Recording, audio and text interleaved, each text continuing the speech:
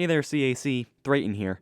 I just wanted to take a minute to personally thank you guys for everything you've done for the community. In my opinion, artwork has always been this big aspect of the fandom, and you guys are doing a great thing by sharing it with people and discussing all these individual pieces and everything that goes into them. It's so much more than people typically do when they're scrolling through a page of pony art. They just think, oh, that's nice, and then they keep on scrolling. Very seldom do they take the time to soak in all the little details that make that piece special. Now, I've only followed very few pony podcasts like ever, but I think it's safe to say that yours is probably one of the very few, if not the only one, that specifically deals with art. And you guys do a great job of it. And even outside that fact, I don't think there's another podcast that manages to capture just this perfect balance between entertaining and informative, between personal and professional. All of you guys have this great charisma, and it all just comes together to make the Cutie Art Crusaders something that we as fans look forward to every week. It's amazing.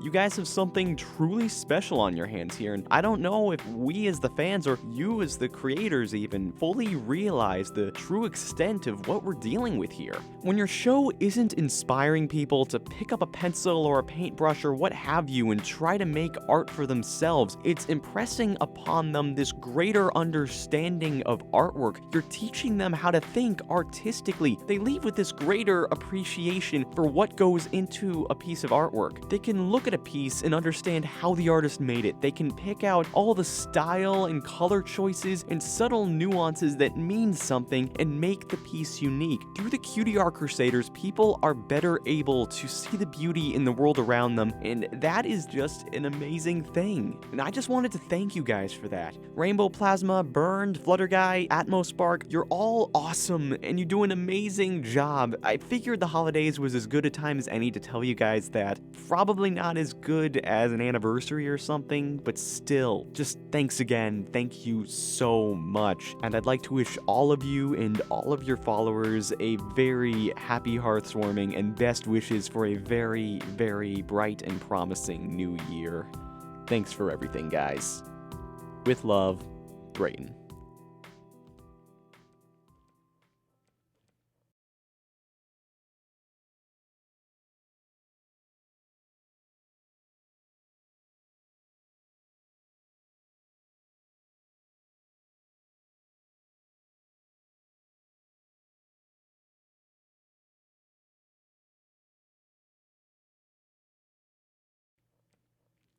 P.S.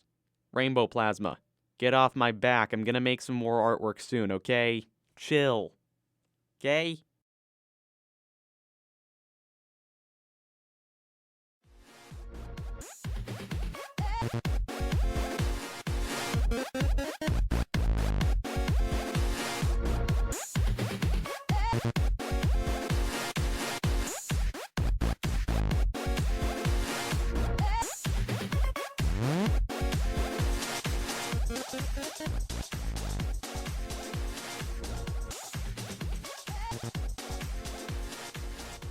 Hello and welcome to episode 79 of the Cutie Art Crusaders for January 7th, 2013.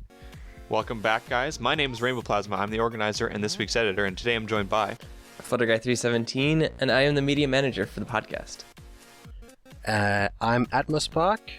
I do the questions. Yay. And Burned is not here. No. Yeah, Burn's still in Germany. Yeah. How dare he have a holiday? I know. Yeah. There is art to be looked at. Dang it. Yeah, I don't think he actually gave us a return date, No. but I'm pretty No. sure he said he'd be back before next week's recording. So he should be back for next week, but I again, would he's hope. he's out for this week. But he did manage to miss 2 really awesome episodes, Yeah. so maybe that'll teach him to go on extravagant holidays without notice. Yeah. He did say he went to a German art museum, though. That's true. Or- He did say. That he was going to one. I don't know if he actually got there. Or Well, by the time this comes out, I'm sure he probably will have gone. Knowing Burned, yeah. he always has to go to an art museum no matter where he goes. I mean, we went to one when we were in Portland, did Which we was not? phenomenal, yeah. Well, Yeah, we went yeah. to one. It was pretty good. I went to an art fair in Chicago. That's true. That's true. Yeah. We all did art I guess stuff. people don't really. I guess did we? tell people that we stayed with Byrne for like a week before? Yeah, you did. Yeah, we did. I'm just. Sometimes it's hard to remember what I've told other people and what I've told the podcast. Yeah, no, and we said that we went to a Portland art museum and that we saw a Albert Bierstadt piece. It was like 6 months ago, so Yeah. I mean, you know. So if you're just joining us now, Yeah. You've got a lot of stuff to catch up on. Yeah. Yeah, almost 79 weeks worth. But this might be an interesting episode for you guys to watch if this is your first one that you're watching. Fun fact, we've been going, this is our exactly a year and a half episode. No, sorry, last week was. What the heck are you talking fail. about? A year and a half. It's like Yeah. Technically, we took a week off though. Yeah, but when I was going back to look for art for this week's episode, current episode 78 minus 52 is 26. So Right, year and a half. Yeah. I don't really know. We usually celebrate like bigger things. Like we'll do like a year, and we'll do We should do 100. like 2 years. Yeah, and I'm just stuff saying. like that. See, But 100's like 104 is then the 2 year. The 2 year. So Yeah, that's true.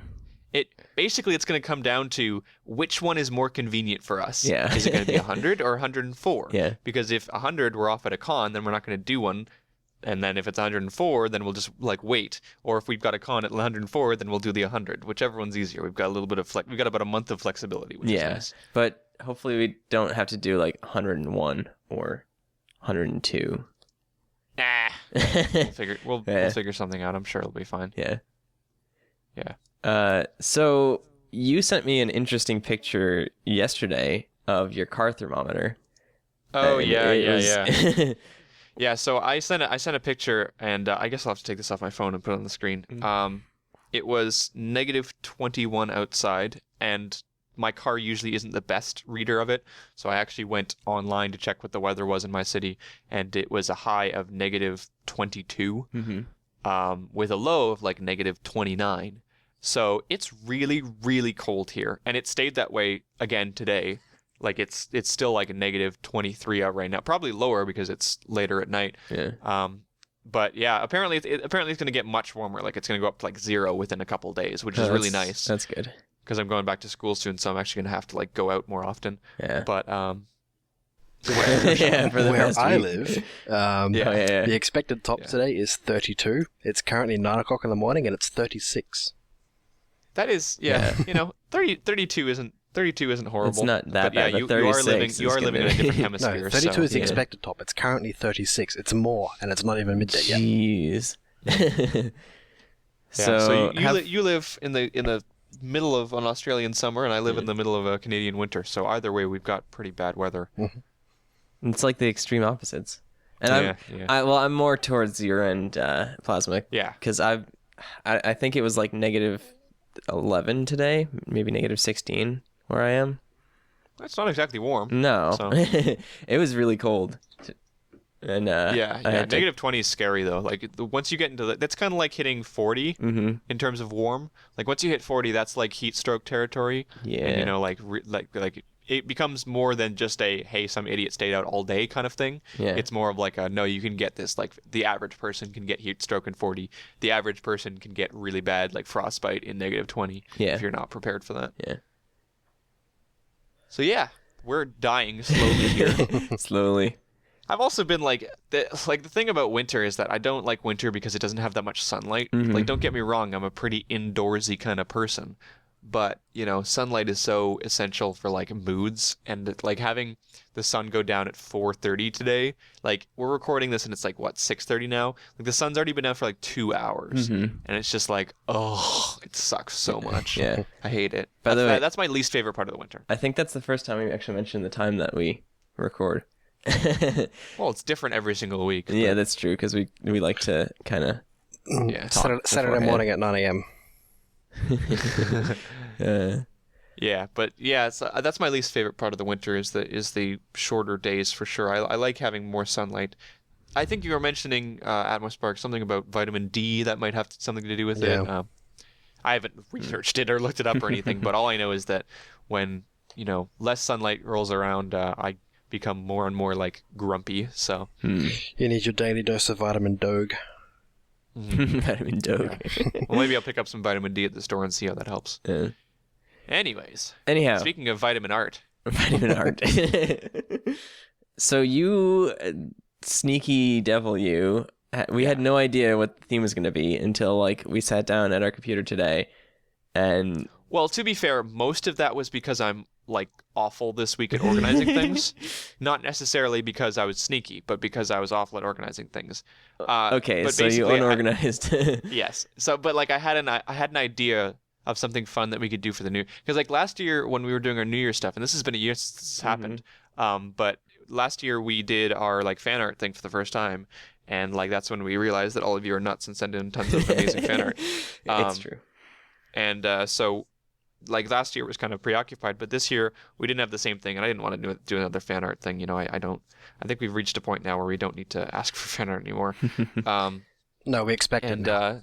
Jeez, that's wrong. But I thought we should do something fun for the new year. I mean, we did do something fun for the holidays. We just did that, so that was kind of funky. But I like doing stuff for the new year, and even though it's just another day, I do kind of like looking back at stuff. So I decided that it would be fun to do a kind of like recap of the year based on some of our favorite pieces that we featured, which is why it's too bad that Byrne isn't here, but it's probably better for time that he isn't. And we all know what art piece he would pick anyway. So. That's true. So I asked everyone to gather 3 art pieces that they thought were their favorites. Not necessarily the best, not necessarily this or that, just art pieces that we looked through the last year of art and we said, oh, I like this one, I like this one, I like this one. Narrow it down to 3, and we would talk about those for a little bit, not really go too in depth, but we'd mention the episode it came from, and we just talk about it a little bit more, just briefly. And then we would also bring up one art piece that hasn't been on the show, but we would like to have on the show, or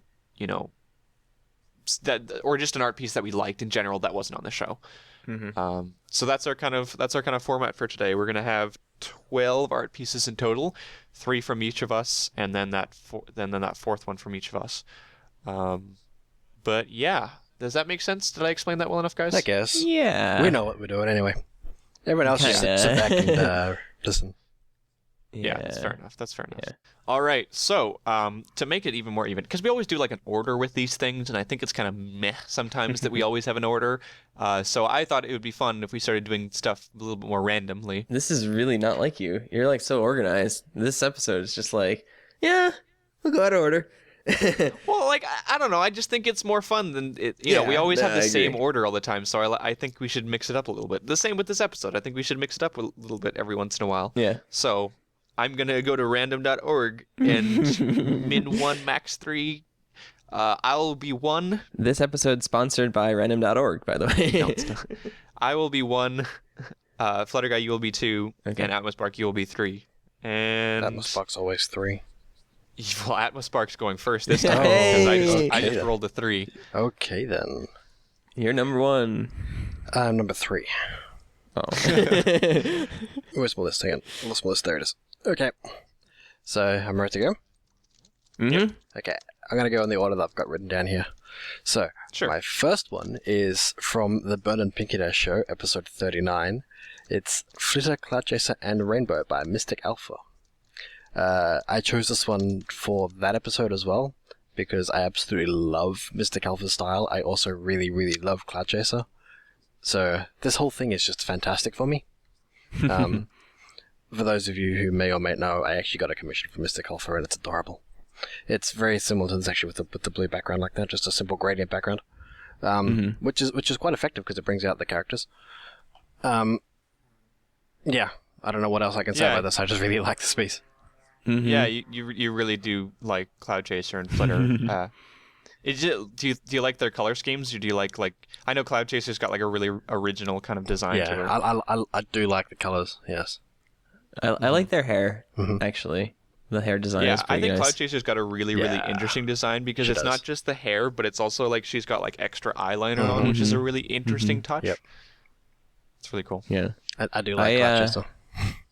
I really like Mystic Alpha's style as well, and we featured him quite a few times. He's really nice, really good. Less so recently, but more so in the beginning. But yeah, he's got a really clean, interesting style that he uses, and he uses an atypical. I think he uses like Manga Studio 9 or whatever. Yeah. It's an atypical kind of style, but he also does a lot of work in progress stuff, and you see a lot of like videos on YouTube that he does kind of like time lapses too. So yeah, does a lot of cool stuff and does a lot of stuff. So it's pretty Mystic Alpha is pretty cool, dude. And if you feel like getting a commission from him, it's definitely worth it. So next one. Unless you guys have anything more to say about it. Nope. Okay. Nope. My next one is from episode 69, The Princess of Love, which is Cadence. It's the Morning Mia Moore, which is Cadence and Shining Armor, where Shining Armor is completely passed out on the bed. And Cadence is just lying there staring at him lovingly. I just love the emotion in this piece. Yeah, that really spoke to me too. I remember when we were doing this episode, because this one actually wasn't that long ago. It was only 10 episodes ago. I remember talking about this one in particular, and JJ's a really popular artist, and he does a lot of really cool stuff, but it was kind of a strangely serious moment for him. Yeah, this isn't the one that we actually featured in the episode. This is the one we sort of did a side thing on. We still kind of featured it. It was still in there for sure. I like JJ's stuff, but I'm not his biggest fan. This one, because it's mostly really quick sort of stuff. This one looks like he put a bit more effort into it, and I really like the way it's turned out. Yeah. JJ has a couple of different styles, and I'm a fan of some more than others, and this style really works with him. It's like a painterly kind of. It's really nice. Yeah. It seems like he's it seems like he put a lot of thought into this one for sure, and it really comes out with the emotions of it, and yeah, it's quite a nice piece. I remember liking it quite a bit. Yeah. Also, I would love to be Shining Armor and just be able to sleep. Sleep is nice. Cuddle up to a pony or just sleep? Oh, both. Whatever. Okay, next one is from episode number 73, which is Philomena. It's called Philomena by Underpable.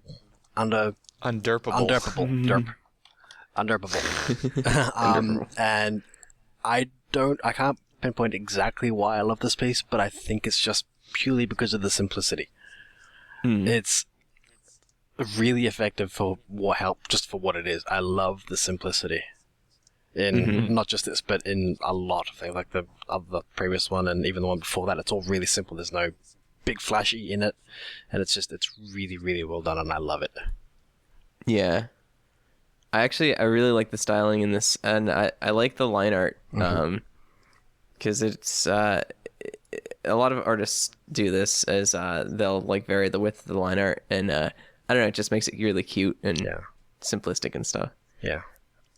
Yeah, and Underpable's got a great style, and I remember, first kind of coming across him this year, and I've always wanted to feature more and more by him, or her, I don't know, probably him. It's him. Andrew, Russian. Yeah, so I've always wanted to feature more from him as we've gone on, but unfortunately, a lot of his stuff isn't perfect for the show, so it's hard to fit stuff in, but he's got a great style, and it's really cute too. He's made a lot of really cute pieces as well. I love the kind of the upturned nose on Celestia. That like gives her such a cuteness. Like it's like a Dr. Seuss kind of thing. He's a really cute style. Yeah, I agree. It's adorable. It is very, very cute. And Philomena just stands out properly. It's great. Okay, well, those are my three. Are we doing the fourth one now, or are we waiting? No. What we'll do is we'll do all of our three. Like, you'll do your three, and then someone else will do their three, and then we'll go through the fourth ones, and we'll talk about those ones a little bit more at the end. So, back to random.org. 1 to 2. I will be 1, you will be 2. Okay. Ha! It was you. There you go. So now it's your turn, okay. Mr. Flutter Guy. So for my first piece, I chose Applejack by Meow, which we featured in episode 72, Autumn. Let's be honest. You picked this one because you like to say the name. Yes. And also because Applejack. But, That's true. And yeah, no, Yanyo. So such a good name. I like this piece. I don't know. I like the messy styling in this piece. And I'm also a really big fan of the colors used. Just because it's kind of on the warmer side of the piece, and I'm a big fan of that. You know, obviously Applejack, favorite pony, warmer colors. You know, Yeah. But I also, when we were talking about this piece in the Autumn episode, we kind of brought up like the messy brush strokes and the big strokes in the foreground on the bushes and stuff like that, and that kind of gives this piece character. And I don't know, I really like the intricacies of it. What episode number was this again? Sorry. Episode 72. 72. Autumn. We're trying to put in the episode names and numbers for you guys. So if you guys want to go back and look at this episode and see what we had to talk about, talk about this piece a little bit more, then you can go back and do that. So I just want to make sure that we do that for all of our pieces. Mm-hmm. But yeah, no, I definitely agree. I like the way that orange is used not only in the character but also in the scenery as well. Mm-hmm. It really complements each other, and I kind of like more monochromatic or at least analogous kind of colors together. Yeah. So this is a really cool, and orange itself, I really love the color orange. Mm-hmm. And I don't see it enough in a more prominent role. Usually it's as a highlight or as a small bright spot. But things like sunsets or autumn leaves are great for kind of bringing out orange into the main part of the piece, and that's a really awesome thing that I like to see. Yeah. Well, that whole episode that we did in Autumn was centered around orange, basically. Yeah, it's true. Yeah. But yeah, I mean, I love how orange is used throughout the piece, and there's also the purples, which Bernd has turned me on to because of that purple episode. Yeah. So that's a nice touch. Anyone have anything else to say? All right. So next piece that I chose is called Friendly Fleas and Fireflies by My Magic Dream. And this comes from episode 61, Books. And I chose this piece because, once again, I like the colors used. In this piece, it's more of the color highlights, like the pinkish around the book and all these little fireflies and fleas, I guess. Butterflies. Yeah. Butterflies, fireflies. Yeah. Fire butterflies. They're kind of like a combo. Yeah. And like all of the different like little kind of hints of color on Twilight, and that's what really draws me into this piece, something like that. Yeah. And I'm also, again, a fan of the really messy brushstrokes. I don't know why, I really like them. Yeah, the background here is very, very implied. Mm-hmm. And I mean, even if, it might be implied, but I don't even know what it's implying either, other than bushes, but it's got a lot of bushes. Extreme colors, and it's very imaginative, and it's got a great kind of, sense of wonder to it. And it's not, I think we talked a little bit about this one being an example of, an expressionist piece. Very much. Or expressionistic. Yeah. An expressionistic, not expressionist. Yeah. An expressionistic piece. It kind of doesn't really have any aspects of realism, but it conveys a lot of emotions and it conveys a lot of feeling behind it, just using, like you said, extreme colors and very, very messy brushwork when it comes to the background. Mm-hmm. It obviously tightens up a lot when it comes to the character. Yeah. But the background itself is quite messy. Yeah.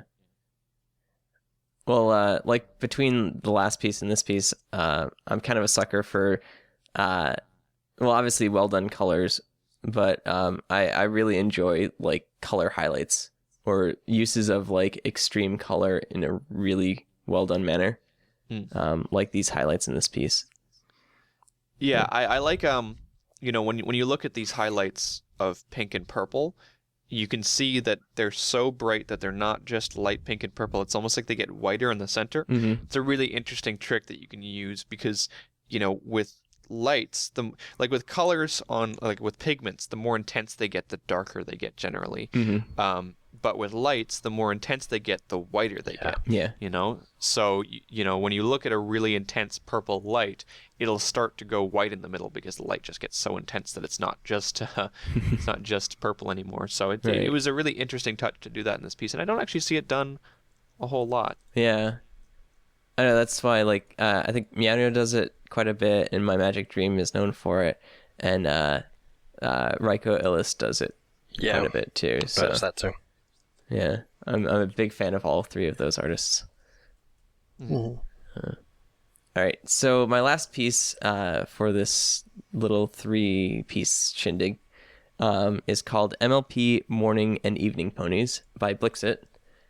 And I absolutely love this piece because it is a watercolor and it is done in a way that really highlights watercolor, like the style of watercolor. And what you can do with it. Yeah. Because it's very tightly controlled, like in Twilight's mane, up near her head, and also like in the ponies and stuff. But you get this nice flowing manes, and like the water in the background is really well done. And there's a lot of, it's not negative space. It's I can't remember the term. Brent's gonna kill me. But like like the not painting the background. Is really well done. Yeah. There's a term for that, but I don't know what it is. I can't remember it. Yeah. And we also got to meet Blixit at BronyCon, and so I bought a print of this piece. I was gonna say, I thought you bought a print of it. Yes, I did. Yeah. And we saw the original, which was in the Traveling Pony Museum. So, right. We talked about that as well. This piece has come up a couple times. Yes. In the last little bit. The first time we talked about it was in episode 51, painting. Well, that makes sense. Yeah. Yes. Yeah. I've always been amazed with people who can do watercolors so well and so detailed and with such distinct lines. I think, we talked a little bit, I believe last week, about watercolors and how they, are generally thought to be quite loose. And so when we see something that doesn't look like a watercolor, and when we learn that it is a watercolor, it's kind of like you get that wow factor. Yeah. Because you expect watercolor to be messy and kind of seeping over lines and stuff, but in this case it doesn't. Well, it does kind of in the hair of Rainbow Dash and a little bit in the water. But in general, you don't see a huge amount of that. And the stuff that is bleeding through is completely intentional, which is cool. Yeah, that's what I really like about this piece. Like, there's a lot of really well done watercolors, but the bleeding effect in this piece is definitely done intentionally and definitely really well thought out, especially in the background with like Rainbow Dash's mane and with the ground with the water. And that's just really, really nice in this piece. Yeah, it shows what can be done with watercolors. When a lot of people will, like, if you've never played with watercolors before, you just pick it up and make a brushstroke, it just goes everywhere. But this shows what can be done with it with enough practice. Yeah. Well, and we talked about it in the painting episode that you use different thicknesses of paper and like special paper specifically for watercolors so that the water seeps in a certain way, so that you can control it a little better and be absorbed. I suppose my only experience personally with watercolor was like in grade school. Yeah. So. I had maybe it's a little bit easier than I'm thinking, but it's still impressive. I used finger paints in grade school. I think my first experience with watercolors when I was painting and I sneezed. Well, that's good. All right. So those are my 3 pieces. And now, Max, are you going to go with the random number generator again? Yeah, totally. Let's generate with a minimum of 1 and a maximum of 1. 0.5. It didn't actually let me. Oh, yeah. When I put min 1 max 1, it changed it to min 1 max 2. What about min 0 max 1? And I actually just generated it 3 times and it didn't hit 1. It didn't hit 1 at all. So I guess it's not my turn. No, it's my turn. Yeah. So my 3 pieces that I picked. Well, the first one is by Celebiyoshi. It came from our Celebiyoshi episode, number 66, which is great because it's a technicality, because it was an interview episode, so totally technical that we featured this. But we did talk about this one quite a bit, and it's Princess Cadence. It's our Princess Cadence piece. And I picked this one in particular because not only is it a great piece by itself, it's got great shading and a great use of light, and I really love the style of it, and just in general, I the expressions of it, but also just because of that jewel in the middle and how amazing that still is to me. Mm-hmm. Like it's one of the crazier effects that I've seen, because you can do tons of effects in Photoshop or whatever program you use, but I haven't seen one so kind of well integrated into an otherwise quote unquote normal piece. Mm-hmm. The rest of this piece isn't layered with a bunch of these crystallized effects or something, and it doesn't look like it's a Photoshop filter or anything like that, and I don't even know if it is. It could just be manual. I'm pretty sure we talked to her in it. I'm pretty sure it might have been manual, but either way, it's incredible, and I love the contrast between that crystal heart and how detailed it is, and how soft the lighting is from it, and how soft the pony feels from it, Mm-hmm. We did talk to her about the heart specifically, and she said that she had no idea what she was doing going into it, if I remember correctly, and that she created it all from scratch, and it came out really well. Well, if you want to know for sure, then you should probably watch our Celebiyoshi episode. For sure. It's more motivation to look back on it. Well, also Cadence is best princess. Yeah. No, Twilight is best princess. Doesn't count. I really like the composition in this piece, because it's basically a heart shape, which also happens to be Cadence, Princess of Love. Yeah, her cutie mark and whatnot. There's kind of that heart shape with her wings, right? Mm-hmm. Yeah. And it's obviously done intentionally, because we talked to her and she said it was done intentionally that way. Mm-hmm. But you can also see it just from looking at the image that it was done intentionally, and it's really nice. Yeah. I really enjoyed this piece, and usually I've got quite an emotional attachment to things, but I usually found that the stuff that I picked here was because of really cool technical feats. I do like emotional stuff, but I find that stuff on this show speaks to me less emotionally, perhaps, and speaks more to my cool technical side of things. There are some really cool techniques that are used that I like to see, kind of like the odd techniques, or things that I really enjoy looking at. And so kind of that aspect of a different style encapsulated within the entire piece and still managing to not look out of place was pretty incredible to me. Yeah, definitely. All right, so my second piece here was from our Lyra episode, number 64. And it was called it was called Anthropology. I believe it's supposed to be Anthropology because it's based on a fan fiction that's called Anthropology. But I believe it was misspelt or something. Maybe it's a pun that I'm just not getting. Anyways, this piece was obviously of Lyra sitting in between these two kind of separated fields. And I liked not only the kind of triangular composition that it had there with the 3 different fields, but I also just like the style in general, and the diverse amount of styles within this piece. It's weird how technically there is, I would consider 4 different styles. When you look at the left, you've got Bon Bon in her style in that entire environment. You've got the right with the more kind of realistic person style, and in the middle you've got Lyra, and then there's also a little sketch style in there too. You've got so many different diverse types of style that it really kind of blows me away. And I also just I look at each one, and it's not like sometimes if you put 4 different styles into a piece, you'll be like, all right, well, I like that one and I don't like that one, and I like this one and I don't like that one. This one I really do enjoy every single one and how it all kind of comes together and feels like it still fits in the piece. Mm-hmm. Yeah, well, it all blends together really nicely, and I think the fact that it's kind of separated out into these different worlds kind of helps contribute to that. Yeah. Mm-hmm. I also like the transition between the worlds too. It's kind of it's not a straight line. It's not a fade. It's kind of like a blockier kind of thing. I'm not sure exactly how to describe it, but it's got a really interesting fade in between there.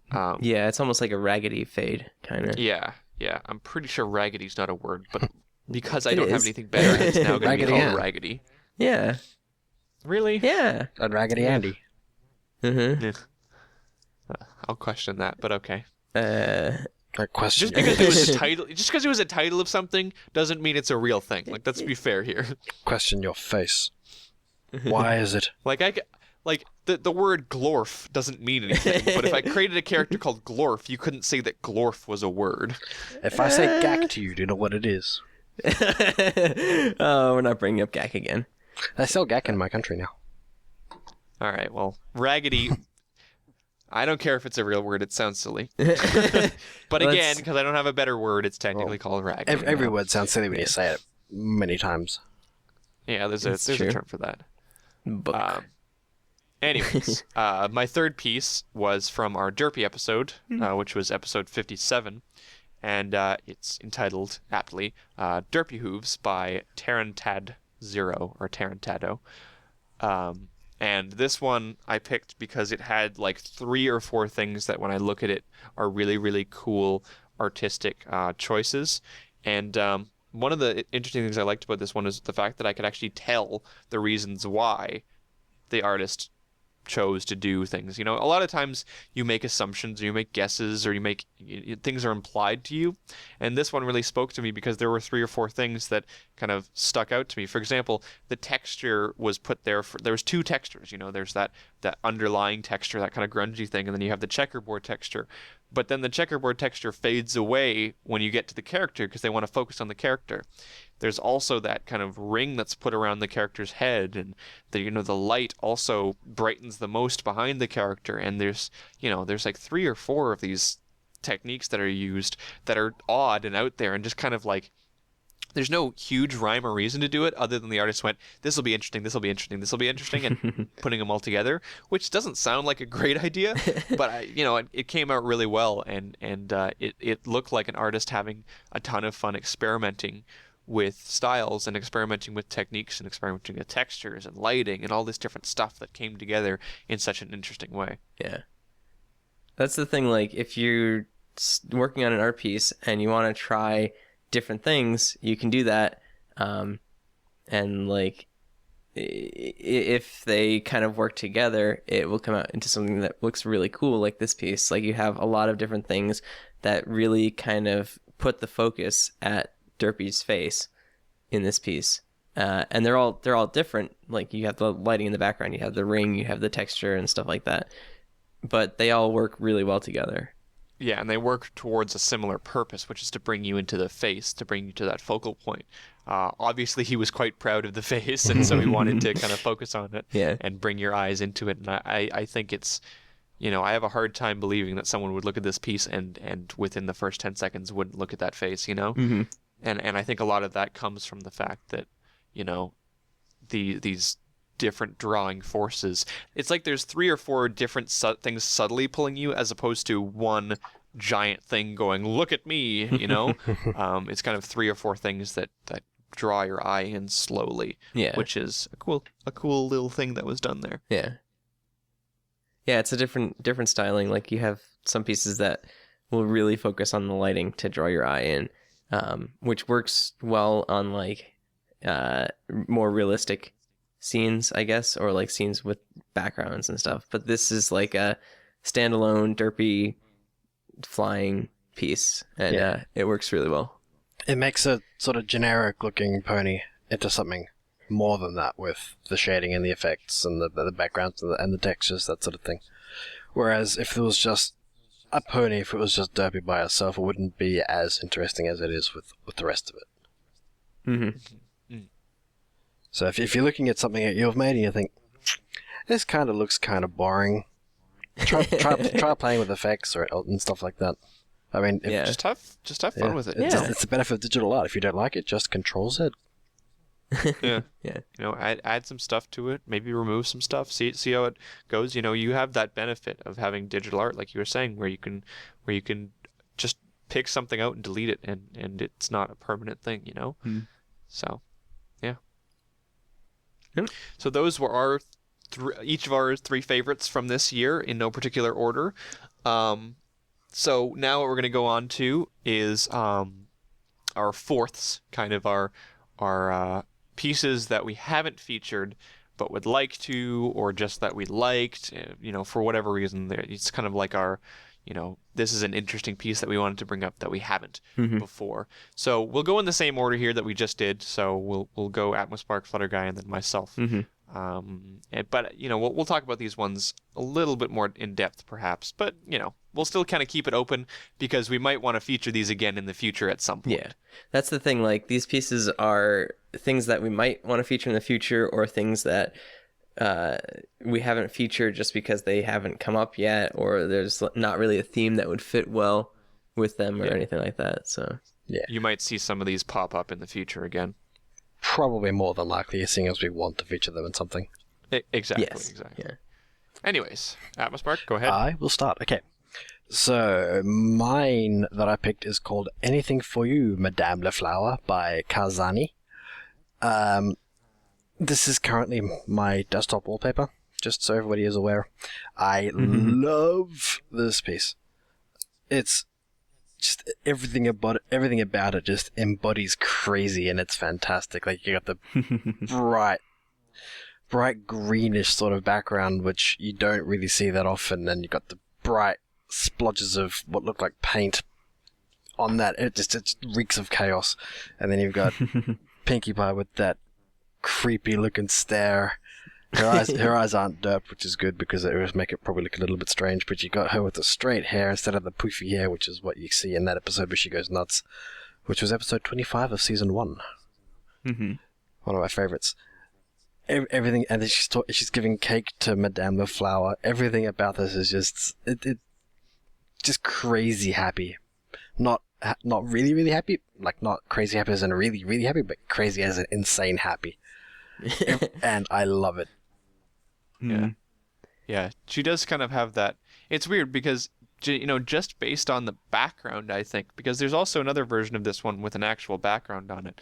You guys are going to have to go look that one up yourself. But it's funny how the context can kind of change things, and the background itself can change things from just being like, oh, normal day with a pony who happens to be giving a cake to a flower. Well, that's kind of weird, but, whatever. But when you add the background in there, it's like, oh, no, she's nuts. Yeah. Like, she's absolutely insane. Yeah. Like, that's just bordering on insane there, and then we've passed that line. Yeah, you're absolutely correct. It's definitely the background that makes it crazy for me. Well, it's nice to see the homage to the episode itself, because they did that a couple of times where she very tweaked inspired. Out. Yeah. I absolutely love Pinkie's expression in this piece. It's just so adorable. Yeah, right. And Karzani does that like all the time with his pieces, with where the mouth is just the upturned muzzle and stuff. Yep, like the end of the nose. Yeah, we talked a little bit about that last week. I don't remember who the artist was in particular, but it's kind of that. It was that. No. We were talking about that Fluttershy piece with Angel on top of the tree. Yes. And how she kind of had just, it's just one stroke to encompass the nose and the mouth. It's a very implied mouth. And this is another example of that. We see it all the time with different artists, and it's a really interesting thing because you don't think about it that often, and it's so non-realistic. but it really does imply a smile, even though technically there is none. It's mouthless. Yeah. But your eye puts it there, or your head puts it there. I also like. Yeah, your brain puts it there. I also like what Karzani's done with Pinkie's hair, like the top part of her hair. It's not flat against her head like you would expect it to be in most pieces. It's poofy, and it just gives her a whole nother level of awesome. Yeah, I do like that poofy. It's not quite. Now, I wouldn't say that's really show accurate because that doesn't really follow the kind of hairline that you would normally see, but I do like it because it makes it look better, in my opinion. Yeah, it does. And I'm okay with people taking liberties with, artistic liberties with the show in order to make their art piece look better. Yeah. Yep. Her hair is in the show when it's straight, it's very like rigid and just straight. In this piece, Karzani has put in some like strands of hair to kind of accentuate her craziness. It's like, there's strands that are out of place and stuff. I mean, Pinky's normal hair is crazy anyway, but yeah, this is a different type of crazy. This was actually uploaded, what was it, July 3rd, 2012, so it's quite old. And still amazing. Mm-hmm. We should do a Pinkamena theme. Or we should do a Madame Leflower theme. I think we've got a couple things in front of our list before that Pinky's Imaginary Friends theme. Like Rocky. How about like Party Hats? All right. A Rocky and Tom episode. We've hit rock bottom here. So let's move on to the next one. Okay. So the piece that I chose that I absolutely adore, but we have not featured yet, is called Once Upon a Time by Cosmic Unicorn. And I don't know. I love this piece. The colors in it are amazing. And it's the mixture of colors and the whole contrast between the left and the right side, between the dark Nightmare Moon and the light Celestia. And, on the dark side, obviously, you have the purples, the cooler colors, the blues, the blacks. And, like, you can obviously see all the stars and whatnot. And on the Celestia side, you have, like, these bright, vibrant nebulae with planets and stars and everything. And it's just this whole clash. It's really well done. And Cosmic Unicorn does a lot of really nice pieces, but this one is actually one of my backgrounds on my computer right now, just because I love it. Cosmic Unicorn is amazing. Yeah, she's got a great grasp of what she's doing, and a lot of different pieces grasp people in different ways. Personally, this one isn't really my favorite of hers, mostly because I kind of giggle when I look at the middle. I really do enjoy the background, and I think it's, as always, she does a spectacular job of putting in details and making it look just fabulous. And like all of the hair and stuff, it looks great, and I love, like you're saying, the colors and stuff. But I look at the middle, and I just see two horses that have accidentally hit each other in spaceflight and who are making weird horse noises, and I just kind of giggle. So unfortunately, for some reason, my brain can't get past that. But I do think it's very well done. And if I kind of put a finger over the faces, then I do enjoy the backgrounds and kind of the colors. How do you know that isn't what actually happened? Maybe they were like. Maybe like Luna was trying to lower the moon and Celestia was trying to raise the sun, and like they crashed mid-air and I think this one was actually my favorite Cosmic Unicorn piece. Well, when it was uploaded, crappy Unicorn, because that's what the watermark is in the bottom right. Yeah. I didn't realize how old this one was. I came across it. It's very old, yeah. Yeah. Okay. It's almost 2 years old. Mm-hmm. Yeah. It looks much better when you view it at full resolution, though. It's all much sharper. I love for sure. I love like space wallpapers and stuff like that, and this is just absolutely amazing. Everything about this, the colors, the way that their hair is like intertwining with each other. There's like a random lightning bolt joining their two horns because they're fighting, and there's even teeth in there, and what you said, random horse noises. But everything about this is just amazing. Yeah, it's like she's gone and taken a space photo and digitized it and colored it. It's incredible. Yeah. This is actually, I think, one of her more earlier pony pieces. March 2012. Yeah. So, and she's done a lot of art since then, a lot of really good art since then. But this piece, I don't know, there's just something about like the whole layout of the piece and the colors and the stylings of like the manes and the tails and the wings that I just really enjoy. Yeah. I think almost all of us own a painting by Cosmic Unicorn. Everybody except for you, Atmospark. So we have to fix that. I would own this. Yeah. Well, this wasn't a painting, but Hmm. you know, if there's nothing else that'll get you to know that we quite enjoy Cosmic Unicorns pieces, it's the fact that we all own paintings. It's not just prints; we own paintings from her. So there you go. Yep. All right. Well, finally, come down to the last art piece of today, which is my fourth piece. And it is called Twilight Magic by Miltvane. And unlike the other two, this one's actually fairly new. So it's quite reasonable why it's not been on the show, because it's not something that is has been around for a long time. We just haven't gotten to. This one was quite new and is something that I'm probably going to feature sooner rather than later. But it's a great piece with Twilight kind of doing magic in this circular way. And I don't know what it is about this piece, but it really, really grabs my attention. And it's a combination of realism and cartoon, bringing cartoons more to life in more of a 3D sense without making it seem weird, without getting that kind of uncanny valley look to it, as well as some great composition, that circular kind of spiral composition going inwards towards the character, great magic detail, fantastic wing and feather detail. There's a lot I'd like to say about this piece, but I actually want to save most of it for when we feature it. But yeah, I really enjoy so much about this piece. Yeah. I wanted to say something, but I didn't know whether I should wait till we actually feature it or not.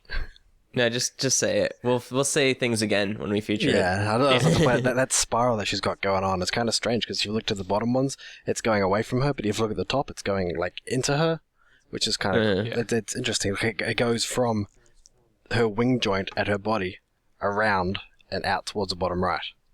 Well, it's coming out of her horn. No, it's not. Yeah. Which is interesting. The spiral's not. No. The spiral's going from the wing joint. No. Well, No. the spiral is coming from the wing joint, but the sparks are coming from her horn. The sparks are Yeah, coming from but the the horn. actual the spiral composition, like Yeah. Right. But the reason why the things are going in opposite directions is because because it's the magic is coming out of her horn. Right. That's what I meant. Yeah. Okay. I wonder. I don't know if this is actually a golden spiral, like with the golden ratio. it looks like it. But it does look very close if it isn't. Yeah. Yeah.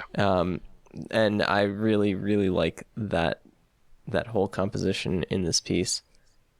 Maybe when we actually feature it, I'll get Burned to put like a layer over it, Yeah. or something like that, and see if it is. Yeah. And it's neat how her tail is also involved in the spiral. Yeah. She's like very self-contained within the spiral, which is interesting. Yeah. I actually, and I'm also a really big supporter of Twilicorn. I think I've actually liked Twilight more as a character after she has become an alicorn. It's a really interesting thing, and I know a lot of people will probably go to me. But I don't not so care. much anymore. So this is another kind of maybe. But I do enjoy, and I enjoy wings and pieces when they're done well too. So Yeah, I love. it's got a lot going for it. Yeah. Yeah. I mean, like on the show, wings are fairly basic, but in a lot of pieces that we've seen, people put a lot of time and energy and effort into making these really elaborate wings, and this is not an exception to that. This artist puts a lot of Well, time into it's I guess it's because of that thing that I said earlier. The wings make the character. They make it a Pegasus, and like a horn makes a unicorn, a horse, a unicorn. So that's why in drawings, a lot of people accentuate those things, because it makes the character the character. Yeah. Like Rainbow Dash is a Pegasus, so you always do wings. Big wings. Yeah, Rarity always has the horn, so you do the horn thing. Twilight has Or both. magic in some yeah, sort. or magic. I'd say magic is more Twilight, so you do like lots of big magic effects with Twilight. And now you involve the wings. Yeah. A good example of that is Secret Pony. She does huge wings, and they're like fantastic. All right. Well, that was our pieces that we hope to see soon, or something like that. It wasn't a great category, but whatever. If only we had contacts to get them on the show, those pieces. Somehow. This ended up working out quite nicely for time. I wasn't sure exactly how it would go in terms of timing, but this ended up working out quite nice for time, which again is probably a good thing that Burned wasn't here then, because otherwise we'd have to shorten it down by quite a bit. Aw. But why doesn't everyone who's watching this let us know in the comments or in the live stream? Let us know what your favorite piece was from the last year, and yeah, we can come together and we can kind of take a look at all of our favorite pieces, because I think everyone has. Art definitely speaks to people differently, and it even speaks to individual people in different ways. I remember, the way that I picked out my pieces this episode was just looking through the art that we had in all of the episodes in our favorites folders, and just seeing which one stands out to me, which one pops out and says and grabs my attention, not just like in the standard way with really big lighting or a big contrast or anything, but what's something I look at and I instinctively go, I like that. And so I picked out like 5 or 6 of those and then narrowed it down. So why don't you try doing that? Just see which ones stand up for you, and you might learn a thing or two about what you like in art and the interesting things like that. I did the same thing. Yeah. Same. It's really interesting to see like what everyone enjoys in art, and going through like all of our art that we've featured over the past year or whatever, you can kind of see what each of us finds important or just really likes in art. And so, try that with yourself. Go through and find a couple of art pieces from the hundreds of art that we've featured on the show. And like, you might discover that, oh, I really like this kind of style, or I really like emotions in a piece, or I really just like cute pieces or something like that. So, And I think there's a lot to be said too about the fact that you might not know what draws you to all these pieces, but by looking at a bunch of these in a group, you can kind of tell and maybe discern what you like about pieces. Like when I looked through my pieces, I looked a lot at the fact that they all had very interesting additions to them. They did things that not a lot of artists would normally do, like with different styles being clashed into one, or a lot of textures or whatever. So that might be an interesting aspect to look at, to just look at the pieces that you do pick and say, well, why do I like those ones so much? And what's the common theme between them? And it doesn't necessarily have to define your kind of what you like in art, because obviously I like a lot of expressionistic stuff, a lot of stuff that makes me feel a certain emotion, a lot of stuff that conveys emotions a lot, and my pieces didn't really necessarily do that. So it doesn't have to define your artistic history or your artistic preferences. It's just an interesting little thing to look at. Yeah. So a couple of fun facts about this episode as we were looking through what we picked. We didn't pick a single art piece from the same episode. So all 9 of our art pieces that we picked out as the top ones all came from 9 different episodes. 8 of the 9 came from the second half of the year, which is really interesting. That's not true, actually. Sorry. 7 out of the 9 came from the second half of the year, but one of those is episode 51, so close enough. Very close, but yeah. So we obviously...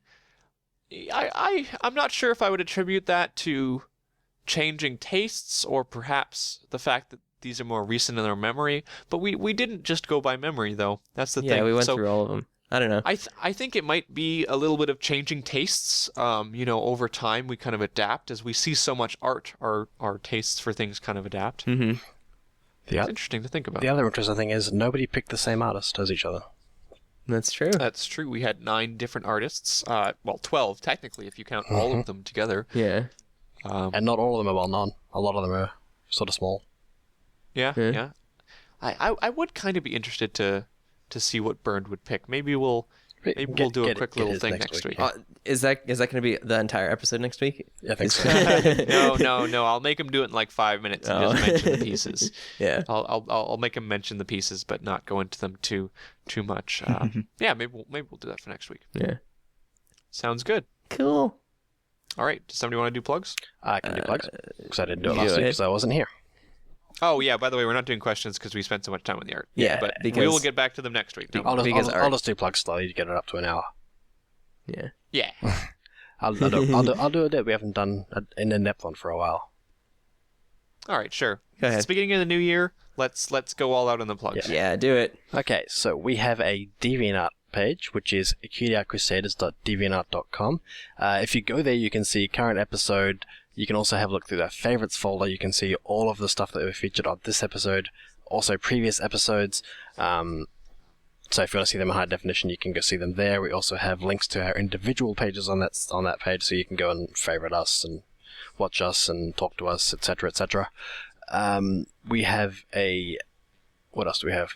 Email. We have an email account, which is cutieartcrusaders@gmail.com. Send us email. We check it, usually a couple times a week. If you have anything that you feel like you want to show us, feature on the show, or want to just show us in general, you can either send us a note through the Cutie Art Crusaders account, or to our individual accounts on DeviantArt, or through the email. Also, we need some more questions because we are running low. There was no new questions this week. That kind of annoyed me. Not really annoyed me. It was kind of Annoying. It didn't really annoy me. It was more, Disappointed. Aw. There you go. Yeah, disappointed. So yeah, please send in some more questions. If you do send us an email, please put what you're sending us in the subject line. So if you're sending out questions, put questions in the subject. If it's art recommendations, put art or something somewhere in the title. It's because Gmail sorts it out for us and it makes it a lot easier to to find and look at, and more likely to be seen on the show. We have a Facebook page, which is just Cutie Art Crusaders on Facebook. There's normally some stuff happens on there. I don't know. Give us a like. We like being liked. You get updates for like when the episode is airing and when it comes out. Yeah. That does still happen, doesn't it? Mm-hmm. We also have a Twitter, so you can tweet us and like us on Twitter, which is at Cutie Art Crusade, because Twitter is silly and doesn't let us have the RS on the end of it. So go give us a follow on there, and you can see stuff. I think all of us, bar you, Rainbow Plasma, have a Twitter account individually. Well, it's because this one's turned into my Twitter account. Yeah, that's right. I've recently got one. So we'll post extra stuff there. Occasionally I'll post like a few things while I'm editing, or I'll ask a question or something, or I'll interact with you guys via Twitter. But for the most part, the social media stuff is just to let you guys know when the episode's airing and when it comes out. We try to put notifications on the day that it's airing. Yeah. Mm-hmm. We also have a YouTube page, which pretty much just contains a couple of extra side videos and a playlist of all our episodes. But every now and then something goes up. Yep. So yeah, that's all the places you can find us. Yep. All right. We should set up a Twitter account. Oh, not a Twitter account, a Tumblr account.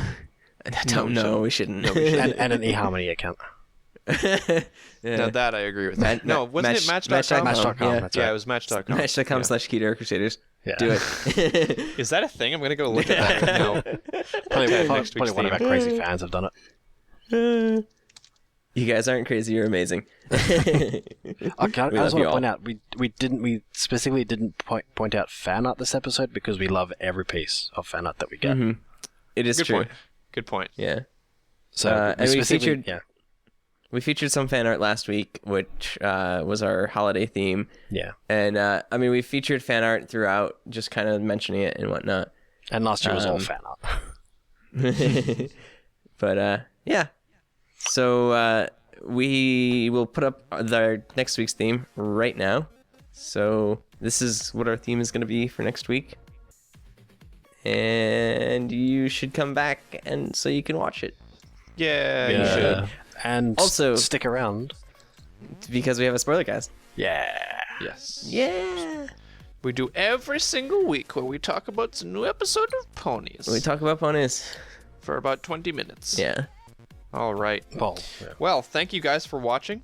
Whether or not you're on the live stream or on YouTube, welcome back Burned next week. We'll finally be back from Germany and finally be editing again, you lazy little... So yeah, that's it for this episode. My name is Rainbow Plasma. I'm Flutterguy317.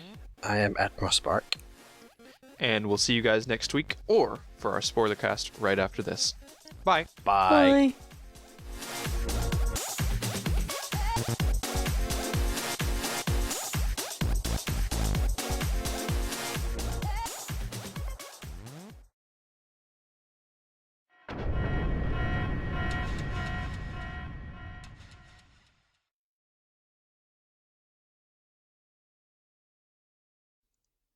Hello and welcome to the 7th spoiler cast done by the Cutie Art Crusaders for Season 4 of My Little Pony Today we'll be spoiler casting Season 4, Episode 8, Rarity Takes Manhattan. But first, my name is Flutterguy317, and today I am joined by Rainbow Plasma. Hello.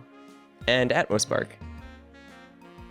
So this was an interesting episode. It was Rarity focused, and as I think a lot of the fandom is realizing, Rarity hasn't really had an episode since, I think Rainbow Plasma, you had the date? That is correct. So I looked it up because I was interested, because I was thinking about, Rarity-centric episodes, and it's been a while since then.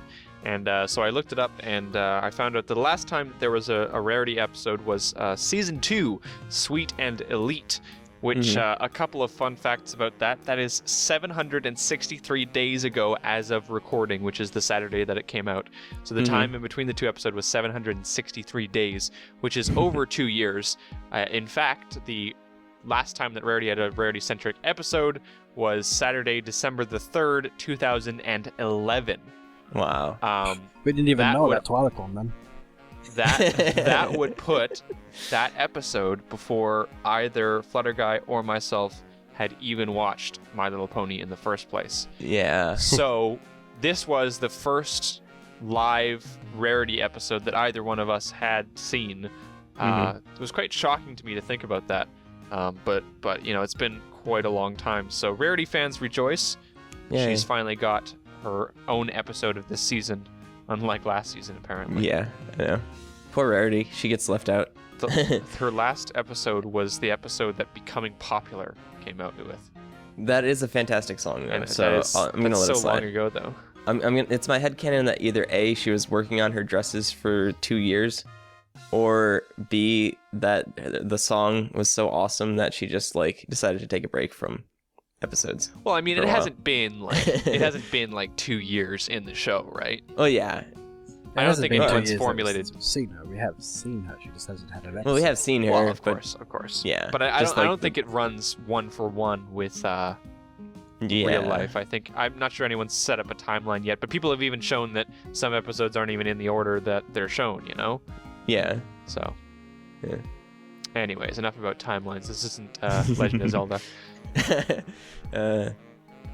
Yeah. So. Yeah. Yeah. So when I was watching this, what did you guys think of the faces? There were so many new faces. Oh my God! Yeah. All of the new expressions.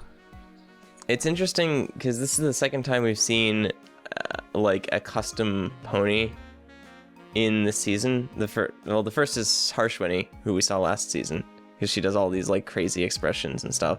And the second would be the what was the name of the pony who was in charge of the fashion week? I can't remember. You mean this episode? Oh, jeez. Yeah. We just watched it already. Prim Hemline. Prim Hemline, yeah. It's interesting to see that they've taken liberties of creating new pony models. Yeah. Well, I mean, they have since right back at the start as well. I mean, they did it with what's her name? Photo Finish. Photo Finish. That's the one.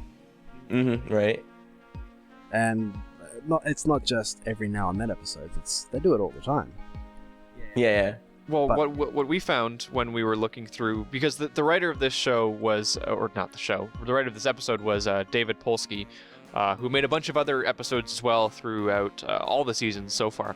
And the thing that we found that was kind of interesting that in common was most of his episodes introduced some pretty strong alternative characters, non-repeating characters, or non-comic characters who have a lot of roles in the show. So for example, he had, I don't think, that doesn't count. He had Over a Barrel, which obviously had Brayburn and the Buffaloes as very strong characters that weren't normal. He had Keep Calm and Flutter On, which had Discord, which isn't exactly a normal character. He had Games Ponies Play, which had the infamous Miss Peachbottom and Miss Harshwinny. Those two characters were quite prominent in that one. To a certain extent, Daring Don't was kind of that, strong character that wasn't a normal part of the show. And, in this one we had 3 of them this time. We had Prim Hemline, we had Coco Pamel, which was the assistant. Yeah. Right, Yeah. and Suri Polo Mare, which is the the antagonist of the episode. There was also there was even more than that. There was the receptionist. There was the guy. Right, but I wouldn't consider those like really essential. Like obviously there's other characters who have lines, and that comes up quite often. But like when you think of like the essential ones, I'd say like Surrey Polo Mare and Coco Pommel. Those two together were definitely two like main characters in this episode. Well, yeah, I mean, you have the main characters, then you have the supporting characters who I would put like Coco in there, and then you have like the background characters, which is everyone else. Right. So, but yeah, it seems to be a common theme with this writer at least. So it's interesting to see, and I think I really have enjoyed kind of the additions to. I mean, everybody likes Brayburn, and the Miss Harshwini is obviously coming to her own this season. And so it was really interesting to see even more characters come up like that. He's not afraid to add voice roles and expand the universe a little bit, and I like that. Mm-hmm. Did you see Joel? Huh? Yeah, sorry. Just going off of what you were saying about expressions, Rarity had some really killer expressions this episode. Yeah. Mm-hmm. There were some great screenshots, even with a lot of expressions we might not have seen, but were kind of like in betweens. There's a lot of great expressions, like when she's hyperventilating. There was a really great one in there, and well, I mean that comes down to a lot of the more extreme personalities. You'll see that, like the Rainbow Dashes and the Rarities. When you have extreme moments like that, it lends to extreme facial expressions. So you'll more often than not see that with Rarity and with Rainbow Dash for sure, because they're the more extreme personalities. Mm-hmm. I was going to say, did anybody else notice the huge amount of Bonbon recolors in the background? There were so many of them. I don't really pay attention to background. Okay, well, I was watching it with someone who does, and there was lots and lots and lots of them. Yeah. I mean, it's a good color combination, so... No, it wasn't. It was Bonbon recolors. So it was like a grey painting with blue hair in the shape of Bonbon. Oh. I mean, they reuse assets anyway, so... Yeah, all the time. Yeah, it's true. What about Catbutt? You see the pony with Grumpy Cat as a cutie mark? Yes. Now, I know the fandom's going to freak out over that. I just don't see... I don't see the point. Like it's cool and that's interesting, but like, I don't know. I see this all the time where people will take a little thing from the show and then like focus on it. And I mean, look, the fact of the matter is what you take out of the show is what you take out of it. So I'm not going to stop anyone from, enjoying what they want to enjoy. But I also, keep seeing it. I don't know. It's just, it seems weird to me that like, we have this episode, right? And I think it was a great episode with a lot of really cool points and a lot of diverse characters. And, the main characters are so awesome. And, we come out of it and all I hear about is Catbutt. And it's like, yeah, I get it. Like, it's funny. But, like, what about this and what about that? Like... Really? I only saw like one or two things about Catbutt. All the rest that I saw was about the Mad Men ponies.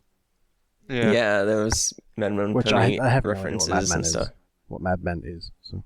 I think wasn't it a show or something? I didn't really notice that either. So, I mean, it's something that ties the fandom together, I guess. Like, because in season 1 we had the what was it? The Big Lebowski characters in the bowling alley and whatnot, and it's just it's a reference to an outside thing that people can relate to, and it's fun, and I don't know. I enjoyed seeing Grumpy Cat Pony. So did I. I guess I focus a lot more on like the main characters of stuff. So I really enjoy talking about main characters. Like the main 6 talking about stuff. Like don't get me wrong. Like a lot of minor characters are cool, but like at the end of the day, the show's about a certain like set of characters, and so I guess I kind of just focus on that. Yeah. I mean, I'm a sucker for memes, so, and you know that. Yeah. So like the Twyla Kane. Or like Grumpy Cat, the memes pony. Yeah, that just makes me roll my eyes. I know you can't stand me. It's not that. It's just I don't know. I feel sometimes I feel like when people put that much emphasis on this stuff, like it almost feels like people are ignoring the fact that like it was a good episode overall, and it's more like Twyla Kane. And it's like okay. Yeah, I mean, but like I said, like people enjoy different stuff, so I'm not going to stop anyone from enjoying with it. Like if you want to look at background ponies and stuff, then it's no big deal. But I mean, Flutter Guy, we had a chat before this, and I was talking about the fact that I think people a lot of times take things too literally when they're looking at the show. So I guess this kind of transitions right into what I was going to talk about anyways. So why don't I start with that? So at the very end of this episode, I know we're skipping ahead here, and there's a lot of stuff to talk about, but I wanted to talk about the fact that at the very end of the episode, there was a gift that was given to Rarity, right? From, what was her name? From Coco. Right. Coco Pomel. Yeah. So she was given a gift, right? And she took it back to Ponyville, and that was the kind of the way that the show ended on that kind of thing, right? Mm-hmm. I will bet anybody money that was our first key. And I am surprised that I have not seen more of this. I thought it was really, because it was really obvious to me. I was surprised I haven't seen more talk about this. From the talk that I've seen so far, people are kind of confused about what that thread is, because it had that kind of like flash at the end. And I mean, I don't think that flash is necessarily related to the keys, but when I was watching the episode when that came up, I realized that they're probably not looking for actual keys. The keys are going to come out as like representations of themselves. It's like they are the keys. So the when box they had need to keyholes. open the right, Yeah. but when they need to open the box, then the keys will come out in different forms. So I think because that thread was a representation directly of Rarity's generosity and generosity in general, that when the time comes and the box needs to be opened for whatever reason, then that will either transform into a key or it will help like unlock a key or something. That I think that's the first key. That's I'm 90% sure that is the first key. It is a good theory, and if you go back, something else about that thread, if you go back and pause the episode at that moment where you see the flash, and you can see all the thread that's there. There's 7 threads. Each one of them is a different color, and the last one is a color of each pony, and then the last one is that rainbow one. So I don't know whether you noticed it or not. Yeah. So it's the friendship thread. Yeah, right. I saw that post on Reddit. Yeah, no, it's interesting that all the other threads were pony colors.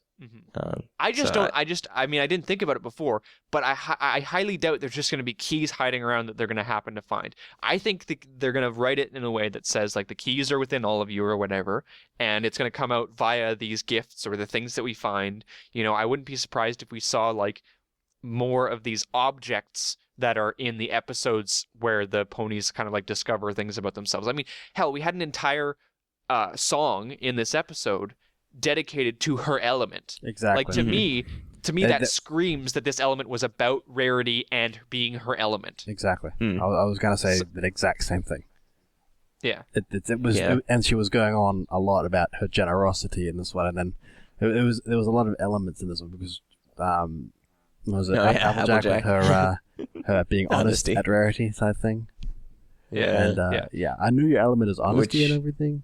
That was fantastic. That was and there was also that. Yeah, you were terrible. There was also that that quip at the right before the song where Rainbow Dash says like, "Pony's just singing at a drop of the hat. Like, who does that?" And then immediately a song starts. Yeah, which is great. It's just great. Yeah. Before we transition into fun things in the episode, though, I kind of want to touch on what you were talking about with the thread.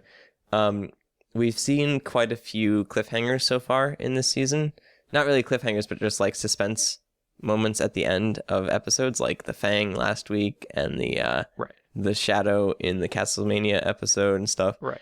But this seems like it might be slightly bigger, just because Rarity's keeping the thing, and like there was a reference to it at the actual event with the sash, like the yeah. So, I mean, I don't know. You take for it what you will, but it could either be just another one of those, like, suspense things at the end, because I don't think, the Fluttershy Fang thing might not come up again. It might. There's a very slim chance of it coming up again, but I don't know. But this might have something to do with the whole box thing. I wouldn't have said that I wouldn't be so sure of it if it wasn't for the entire episode's theme. And like we were saying before, the fact that it was all about her element.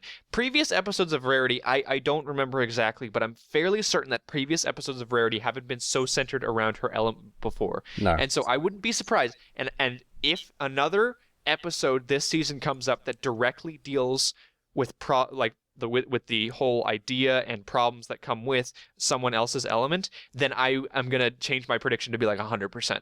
Because if something comes up, like, I mean, Applejack has a lot of these characters are all three-dimensional, right? They're not just their elements, so they're not just gonna have problems with generosity if you're rarity. You know, like Applejack, for example, isn't gonna have problems with being honest because she's a three-dimensional character, so she's had a lot of different problems with a lot of different things, right?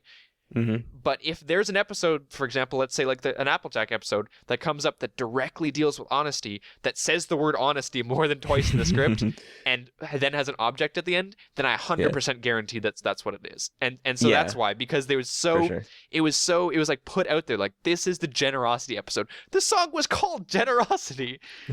Like, it's gotta be it. I have this huge feeling that is it, and I'm totally willing to take bets on that. Yeah. No, I agree. If we see another episode like that related to a different pony, then 100% you're right. I would not be surprised.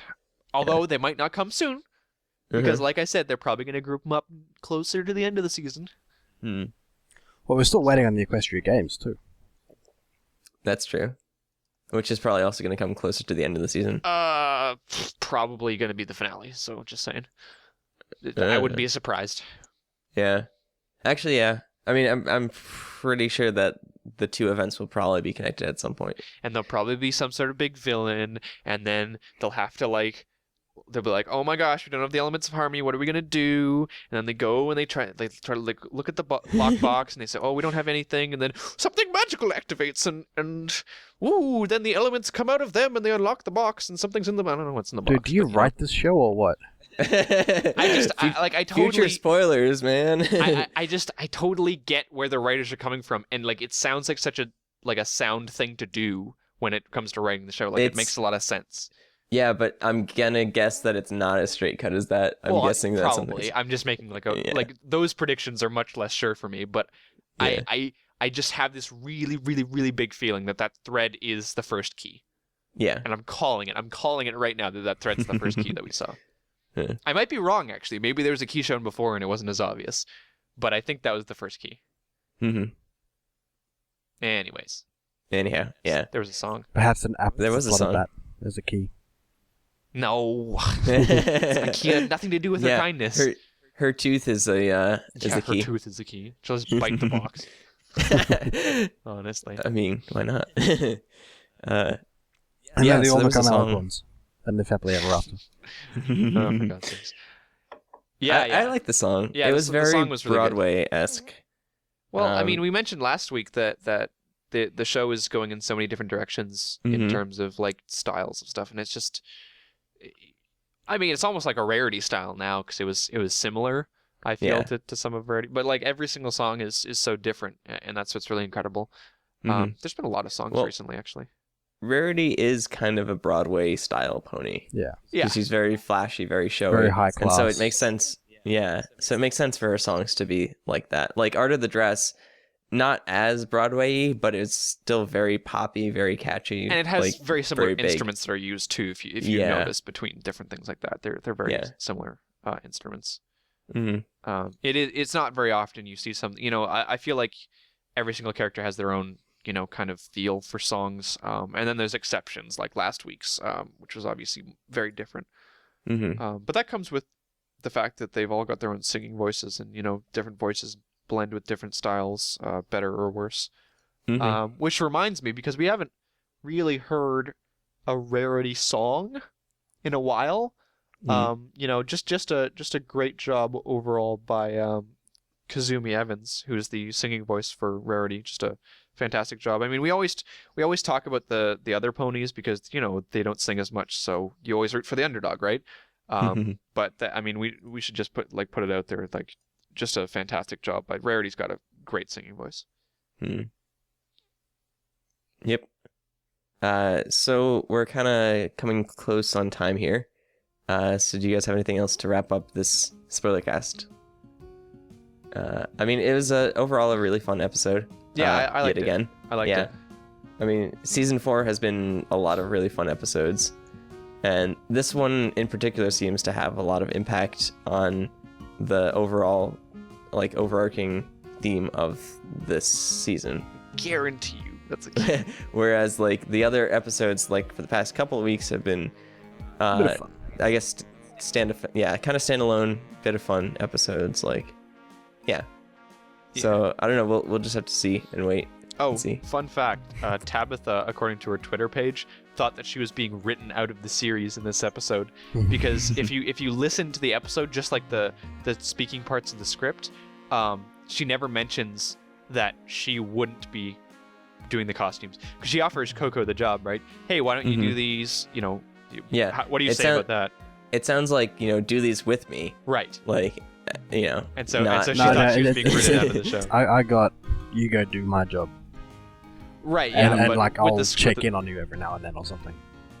Yeah, or but, like but she- apparently with Sorry. Go on. I was gonna be or like she's giving Coco her first real big job as a fashion designer rather than an apprentice. Yeah. But I could definitely see how she could read that script and be like, "Well, I'm in Manhattan now. They're writing up my character." But apparently she was kind of worried about that. But no. The writers No. would never write out one of the main six, especially not in halfway in Oh, a I season. know. With a box with 6 keys. I mean, come on. The Spike's Uh, the sixth element. Maybe they would. Maybe that is the key, and they wrote her out so that the other 5 now have to find 5 keys. I don't know. We've already got the key. Screw you. Yeah. See you later. We'll just leave you here. Anyways. Yeah, we'll see. Future episodes. Yay. Alright, so thank you guys for watching this spoiler cast, and we hope that you guys enjoyed it and that you'll join us next week for another spoiler cast, which will be for episode 9 of season 4. My name is Flutterguy317, I'm Rainbow Plasma. I'm Atmospark. and we'll see you guys later. More ponies. Bye! And, Yeah. like it becomes more than just a hey, some idiot stayed out all day kind of thing. Yeah. It's more of like a no, you can get this. Like the average person can get heat stroke in 40. The average person can get really bad like frostbite in -20. Yeah. If you're not prepared for that. Yeah. So yeah, we're dying slowly here. Slowly. I've also been like the thing about winter is that I don't like winter because it doesn't have that much sunlight. Like, don't get me wrong, I'm a pretty indoorsy kind of person, but sunlight is so essential for like moods, and like having the sun go down at 4:30 today. Like, we're recording this and it's like what, 6:30 now. Like, the sun's already been down for like 2 hours, and it's just like, oh, it sucks so much. Yeah. I hate it. By the way, that's my least favorite part of the winter. I think that's the first time we actually mentioned the time that we record. Well, it's different every single week. Yeah, that's true, because we like to kind of Yeah. Saturday morning at 9 a.m. Yeah, but yeah, that's my least favorite part of the winter is the shorter days for sure. I like having more sunlight. I think you were mentioning Atmospark, something about vitamin D that might have something to do with it. I haven't researched it or looked it up or anything, but all I know is that when less sunlight rolls around, I become more and more like grumpy. So You need your daily dose of vitamin Doge. vitamin Doge. well, maybe I'll pick up some vitamin D at the store and see how that helps. Yeah. Anyways, Anyhow, speaking of vitamin art. vitamin art. So you, sneaky devil, you. We had no idea what the theme was going to be until like we sat down at our computer today, and Well, to be fair, most of that was because I'm like awful this week at organizing things. Not necessarily because I was sneaky, but because I was awful at organizing things. okay, but so you basically, unorganized. yes. So, but like I had an idea of something fun that we could do for the new, because like last year when we were doing our New Year stuff, and this has been a year since this happened, but last year we did our like fan art thing for the first time, and like that's when we realized that all of you are nuts and send in tons of amazing fan art. It's true. And so like last year was kind of preoccupied, but this year we didn't have the same thing, and I didn't want to do another fan art thing. I think we've reached a point now where we don't need to ask for fan art anymore. No, we expect it And now.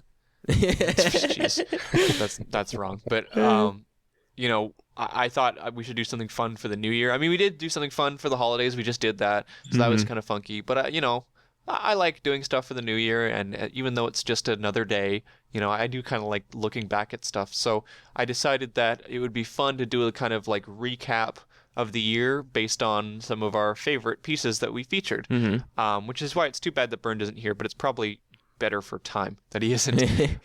And we all know.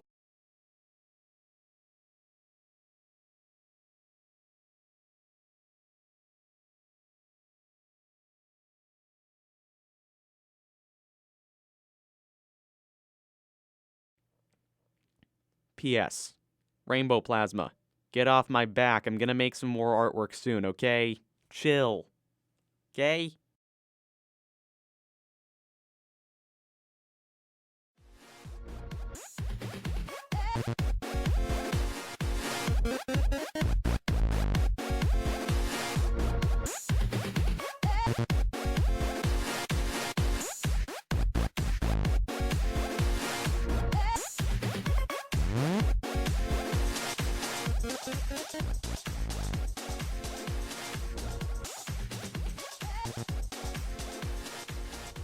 Hello and welcome to episode 79 of the Cutie Art Crusaders for January 7th, 2013. Welcome back, guys. My name is Rainbow Plasma. I'm the organizer and this week's editor, and today I'm joined by Flutterguy317, and I am the media manager for the podcast.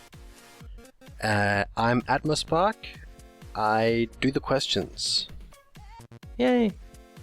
And Bernd is not here. No. Yeah, Bernd's still in Germany. Yeah. How dare he have a holiday? I know. There is art to be looked at. Dang it. Yeah, I don't think he actually gave us a return date, No. but I'm No. pretty sure he said he'd be back before next week's recording. So he should be back for next week, but I again, would he's hope. he's out for this week. But he did manage to miss 2 really awesome episodes, Yeah. so maybe that'll teach him to Yeah. go on extravagant holidays without notice. Yeah. He did say he went to a German art museum, though. That's true. Or- He did say. That he was going to one. I don't know if he actually got there, or Well, by the time this comes out, I'm sure he probably will have gone. Knowing Bernd, yeah. he always has to go to an art museum no matter where he goes. I mean, we went to one when we were in Portland, did Which we was not? phenomenal. Yeah. Well. Yeah, we went Yeah. to one. It was pretty good. I went to an art fair in Chicago. That's true. That's true. We all did art I guess stuff. people don't really. I guess did we tell people that we stayed with Bernd for like a week before? Yeah. Yeah, you did. Yeah, we did. I'm just. Sometimes it's hard to remember what I've told other people and what I've told the podcast. Yeah, no, and we said that we went to a Portland art museum and that Okay. we saw a Albert Bierstadt piece. It was like 6 months ago, so Yeah. I mean, So if you're just joining us now, yeah, you've got a lot of stuff to catch up on. Yeah. Yeah, almost 79 weeks worth. But this might be an interesting episode for you guys to watch if this is your first one that you're watching. Fun fact, we've been going... This is our... what art piece you would pick anyways. That's true. That's true. So I asked everyone to gather 3 art pieces that they thought were their favorites. Not necessarily the best, not necessarily this or that. Just art pieces that we looked through the last year of art and we said, oh, I like this one, I like this one, I like this one. Narrow it down to 3. And, we would talk about those for a little bit, not really go too in depth, but we'd mention that. We'd mention the episode it came from, and we'd just talk about it a little bit more, just briefly. And then we would also bring up one art piece that hasn't been on the show, but we would like to have on the show, or, or just an art piece that we liked in general that wasn't on the show. Mm-hmm. So that's our kind of format for today. We're gonna have 12 art pieces in total, 3 from each of us, and then that fourth one from each of us. But yeah, does that make sense? Did I explain that well enough, guys? I guess. Yeah. We know what we're doing anyway. Everyone else just Kinda. sit back and listen. Yeah, that's fair enough. That's fair enough. Yeah. All right, so to make it even more even, because we always do like an order with these things, and I think it's kind of meh sometimes that we always have an order. So I thought it would be fun if we started doing stuff a little bit more randomly. This is really not like you. You're like so organized. This episode is just like, yeah, we'll go out of order. Well, like I don't know. I just think it's more fun than it. We Yeah, always have no, the I same agree. order all the time. So I think we should mix it up a little bit. The same with this episode. I think we should mix it up a little bit every once in a while. Yeah. So I'm gonna go to random.org and min 1 max 3. I'll be 1. This episode's sponsored by random.org, by the way. No, it's not. I will be 1. Flutterguy, you will be 2. Okay. And Atmos Bark, you will be 3. And Atmos Box always 3. Well, Atmospark's going first this time Hey! because I just rolled a 3. Okay, then. You're number 1. I'm number 3. Oh. Where's my list again? Lost my list. There it is. Okay. So, I'm ready to go? Mm-hmm. Okay. I'm going to go in the order that I've got written down here. So, my first one is from the Burn and Pinky Dash show, episode 39. It's Flitter, Cloud Chaser, and Rainbow by Mystic Alpha. I chose this one for that episode as well, because I absolutely love Mystic Alpha's style. I also really, really love Cloud Chaser. So this whole thing is just fantastic for me. For those of you who may or may know, I actually got a commission from Mystic Alpha, and it's adorable. It's very similar to this actually with the blue background like that, just a simple gradient background, which is quite effective because it brings out the characters. Yeah, I don't know what else I can say about this. I just really like this piece. Mm-hmm. Yeah, you really do like Cloud Chaser and Flitter. Do you like their?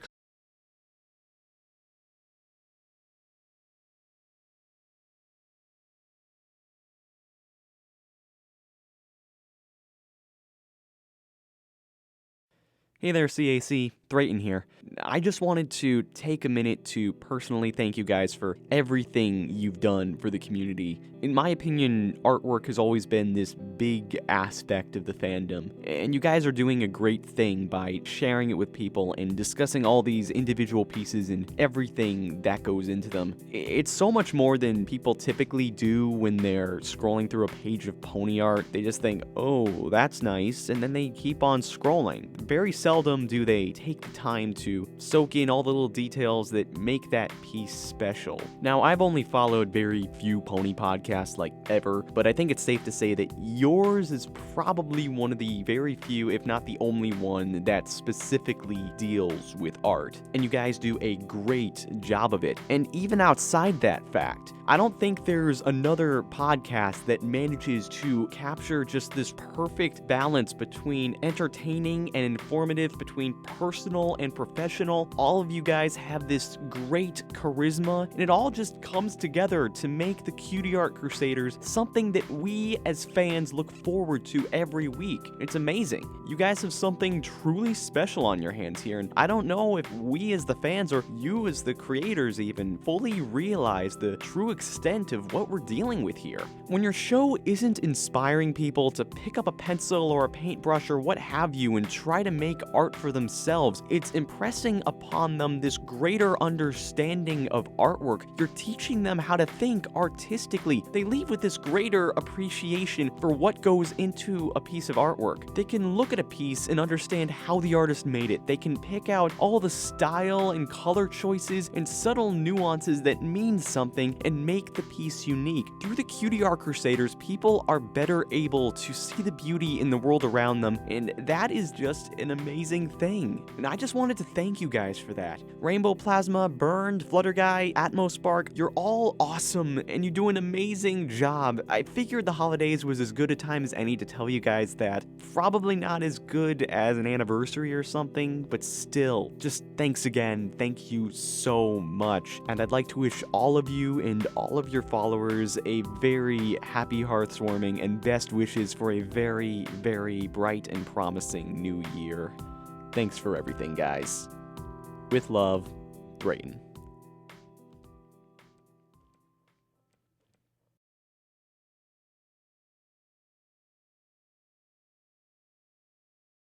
Exactly a year and a half episode.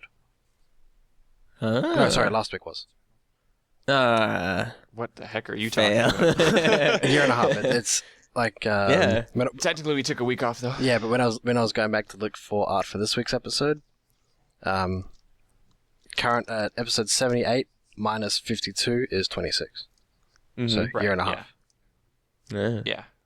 I don't really know. We usually celebrate like bigger things, like we'll do like a year, and we'll do We should do 100. like 2 years. Yeah, and I'm just stuff saying. like that. But 100's like 104 is then the 2 year. The 2 year. So Yeah, that's true.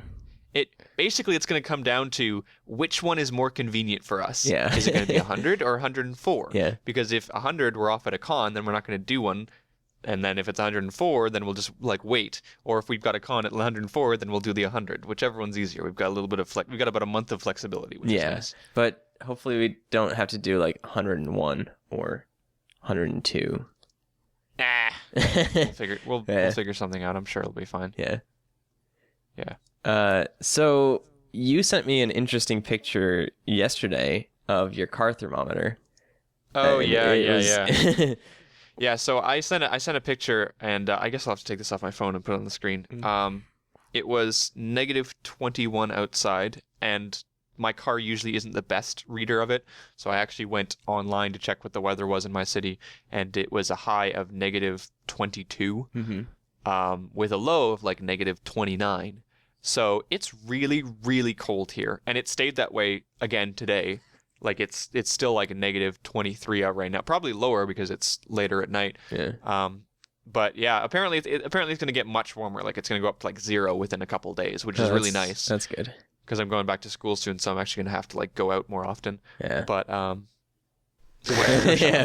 I live, yeah. the expected top today is 32. It's currently 9 o'clock in the morning, and it's 36.